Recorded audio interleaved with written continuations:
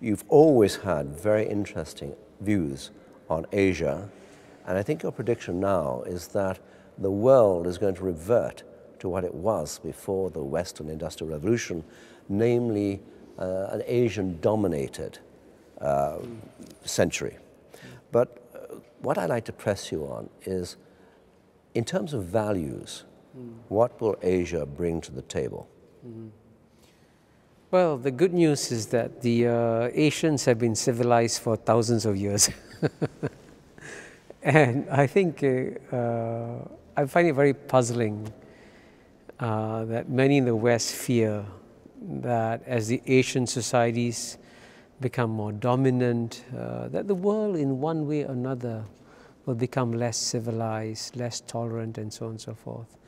When in fact, as we live in a planet that is getting smaller and smaller every day, and as we have to handle cultural diversity on a scale that we never had to do, the Asian experience of being able to handle cultural diversity is an enormous asset. And just to give you a simple contrast, okay, the European Union is a very successful example of regional cooperation, but after many decades remains a Christian club.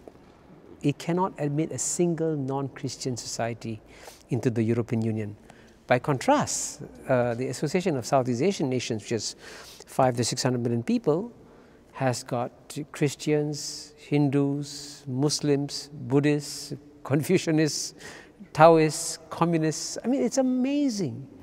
And so the capacity for the Asians to actually to handle diversity and to be tolerant of other cultures is a huge asset as we move into the 21st century. Absolutely. Let me bring you back to something you said in your very, very interesting speech at lunchtime here, namely the dysfunctionality of, well, you mentioned America in particular. Is there a cure for that in the Western world? Or are we always going to be hostage to the short-termism of electoral democracy?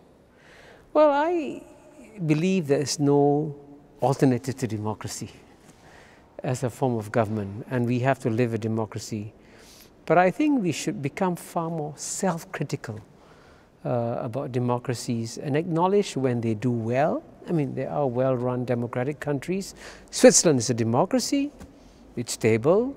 It's prosperous, it continues to grow, and the United States is a democracy, but the American democracy has become seriously dysfunctional because national policies have been hijacked by small interest groups who then sacrifice the national interests for the interests of a small group of people. For example, you have 25,000 cotton farmers in America, each getting $1 million each, unnecessarily. And as a consequence of it, world cotton prices plunge, West African cotton farmers suffer poverty, and it's all due to one special interest group. Now, in a small, interconnected world as we do, if a small, special interest group damages the lives of people elsewhere, we should point it out and say, this has to stop. Absolutely.